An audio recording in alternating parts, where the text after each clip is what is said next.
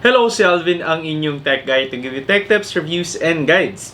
At ngayon guys, kakaiba tong video natin. Ito ang first sa channel ko. Ito ay ang comparison ng Samsung Galaxy A71 at Nova 7 SE. So sa channel natin guys, first time natin gagawin to at bakit itong dalawang phone ang napili natin. Dahil silang dalawa yung phone guys na actually medyo matindi yung contrast na may offer sa inyo na magkalapit ang presyo. So unahin na natin guys sa comparison ng ating dalawang phone. Syempre dun muna tayo sa mga simpleng bagay, unahin natin ang design. So pagdating guys sa design ng dalawang phone na to, sasabihin ko na ngayon pa lang, mas gusto ko ang design ng Nova 7 SE. Pagdating sa Samsung Galaxy A71 guys, ang makukuha nating design ay mas conventional.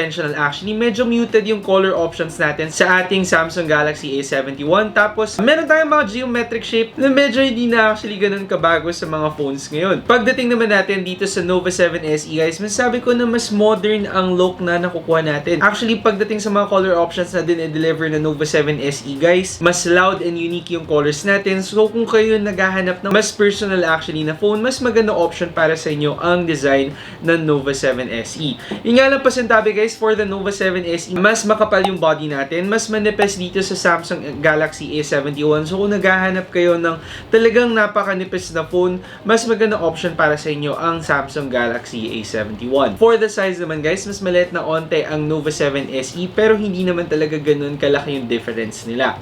Moving on naman guys dito sa ating display, ang masasabi ko sa display natin, mas brighter ang screen natin dito sa ating A71.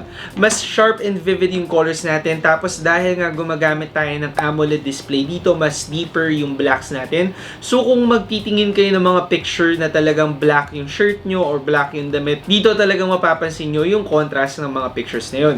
Dito naman sa screen ng ating Nova 7 SE, mas dim yung screen natin. Medyo mas malamig siya sa mata. So kung gagamitin mo siya ng pangmatagalan, actually mas hindi ito masakit sa mata para sa akin. Yun nga lang dahil hindi AMOLED display ang ginagamit natin dito, mas mababa ang contrast natin at ang blacks natin dito mas hindi kapansin-pansin. Ngayon guys, para naman sa camera ng ating phone, tingnan muna natin syempre ang specs nila. Pagdating sa rear camera ng dalawang phone na to, pareho tayo may quad camera setup dyan. Yun nga lang dito sa Samsung Galaxy A71, mas mataas ang megapixel count natin.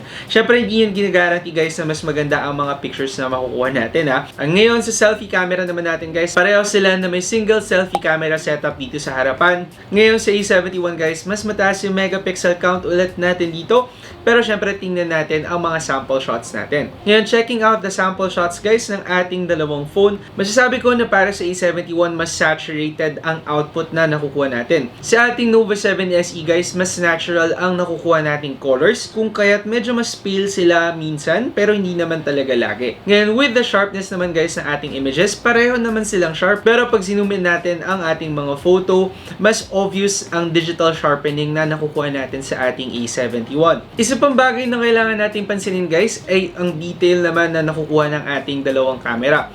So ironically guys, kahit mas mataas ang megapixel count ng ating Samsung Galaxy A71, kapag zoom in natin ang ating mga pictures, mas marami actually detail na nakakapture ang ating Nova 7 SE. So para sa akin, kung gusto niyo mas maraming detail at mas sharp at natural look na photos talaga, mas maganda option para sa inyo ang Nova 7 SE. Pero kung habol nyo guys ang hindi mag-edit sa inyong mga photos at gusto nyo very vivid talaga at napaka-punchy ng ating colors sa mga photos na tinitake natin, mas magandang option naman para sa inyo ang Samsung Galaxy A71. Overall, parehong maganda ang camera nila guys, whether ultra-wide yan o kaya i-zoom natin. So depende sa inyo kung anong klaseng image quality ba ang mas gusto nyo. Yung mas natural ba na Nova 7 SE or yung medyo mas artificial pero mas punchy at mas vivid na colors ng A71. Next naman dito guys ay ang specs syempre ng ating phone. So pagdating guys sa specs ng ating A71 at saka Nova 7 SE, ang pinakamalaking pagkakaiba talaga nila ay ang chipset nila. So ginagamit ng A71 ang Snapdragon 730G na chipset dito sa Pilipinas. Tapos ang Nova 7 SE naman guys ay gumagamit ng Kirin 820 5G na chipset. So unahin muna natin yung term na 5G guys ha. So pagdating kasi guys dito sa ating Nova 7 SE, SE. Again nga, ang phone na to ay 5G capable na. Meaning, kapag nagkaroon na ng 5G dito sa Pilipinas, hindi na kayo problema dahil kayang kumonect ng phone na to dyan. So, future-proof guys, mas future-proof actually ang ating Nova 7 SE compared sa ating Samsung Galaxy A71.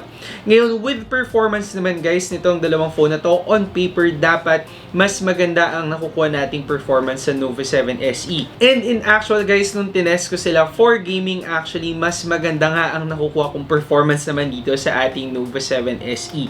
So at least kaya niyang mag-perform according to paper guys. During gameplay guys, masasabi ko na mas responsive actually ang Nova 7 SE compared sa ating A71. Kung kaya't kung itong dalawang phone ang pinagpipilian nyo at naghahanap kayo ng mas magandang gaming performance, mas may makukuha actually kayo mula sa Nova 7 SE comparing it to the A71. Hindi naman ibig sabihin guys na hindi natin kaya maglaro sa ating A71. Actually, nakapaglaro pa rin ako dito ng 1.5 hours at wala naman masyadong naging problema. Yun nga lang guys, again, pinapaalalahanan ko lang pagdating sa phone, mas maigi pa rin na meron tayong stable connection talaga para talaga maiwasan natin ang mga lags at tumaas ang ping natin at mas ma-improve nito ang gameplay natin. Finally naman guys ay yung in-house OS or yung skin ng ating dalawang phone. So sa Nova 7 SE gumagamit tayo ng EMUI 10.1 na OS, tapos dito naman sa A71 gumagamit tayo ng Samsung One UI 2 na OS. So personally mas gusto ko actually ang UI ng Samsung. Una-una mas sanay kasi ako dito sa phone na to, mas madami akong Samsung phones na nagamit. Pero pagdating sa Nova 7 SE naman guys, masasabi ko rin naman na hindi naman ganun kalaking adjustment at eventually masasanay rin naman kayo sa OS niya. Ang pinakamalaking difference actually nila ay ang pag-download natin ng apps. So again nga guys, dito sa ating Nova 7 SE, para makapag-download tayo ng apps, ang ginagamit na natin ay ang Huawei App Gallery. Medyo panibagong adjustment to sa atin, kung kaya't masasabi ko na isa tong compromise para sa inyo. Ngayon kung gusto nyo yung mas less compromise, syempre nandyan ang Samsung Galaxy A71. Pero kung hindi naman malaking issue para sa inyo ang gantong bagay, masasabi ko na okay din naman actually ang Huawei Nova 7 SE. Finally guys, doon naman tayo sa battery na tong dalawang phone natin. So dito sa Samsung Galaxy A71, meron tayong 4,500 mAh na battery. Tapos dito naman sa ating Nova 7 SE, meron tayong 4,000 mAh na battery. And again nga, on paper guys, mas maganda dapat at course, ini-expect natin na mas mahaba yung battery life syempre ng Samsung Galaxy A71. At nung tinest natin siya for gaming guys, naglaro ako ng 1 hour 30 minutes each dito sa dalawang phone na to. Medyo surprising kasi sa ating Samsung Galaxy A71, bumaba ang ating battery to 70% na lamang. Dito naman sa ating Nova 7 SE guys, surprisingly din, para sa kanyang 4,000 mAh battery, na-drain ang battery niya hanggang 77% lamang. So ibig sabihin na to guys, mas energy efficient actually ang Nova 7 SE. Kung kaya't pag malaking issue sa inyo ang battery life ng isang phone guys, masasabi natin na merong advantage dito ang 7 SE compared sa ating Samsung Galaxy A71. So finally guys, eto sa lahat na nasabi ko, ayun yung specs natin, camera, gaming performance, tapos battery life natin guys. I-compare naman natin syempre ang presyo ng dalawang phone natin. So ang Samsung Galaxy A71 guys, ang presyo natin dyan ay 22,990 pesos.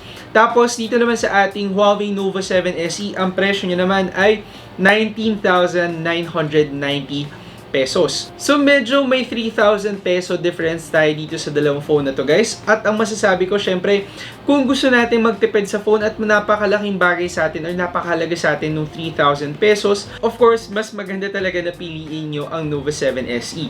Hindi naman ibig sabihin na hindi na sulit ang Samsung Galaxy A71 kasi para sa akin, nade-deliver pa rin naman guys ng A71 ang ini-expect na performance sa kanya para sa kanyang presyo. So yun guys, sa lahat na ng sinabi natin dito sa dalawang phone, ano ba ang overview ko sa kanilang dalawa? So para sa akin guys, kung naghanap kayo ng medyo mas conventional na cellphone, wala masyadong adjustment, mas bagay para sa inyo ang Samsung Galaxy A71. Again, nade-deliver niya naman na maayos ang ine-expect natin sa kanya para sa kanyang presyo at hindi rin naman kayo madedisappoint dito sa phone na to.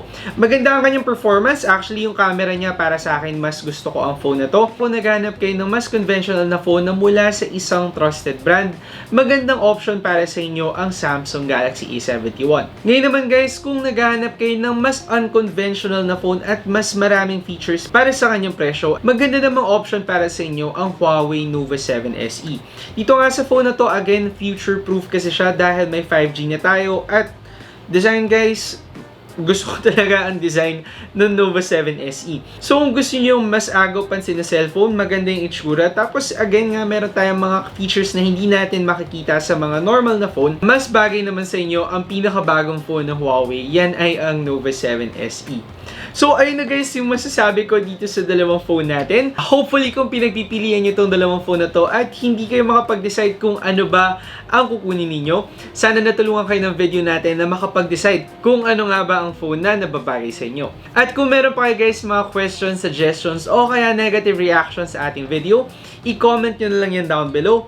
At kung hindi pa kayo nakasubscribe sa ating channel, syempre, huwag nyo kakalimutan na mag-subscribe by clicking the subscribe button down below at i-hit nyo ang ating bell icon para ma-update kayo kapag nagpo-post ako ng mga videos.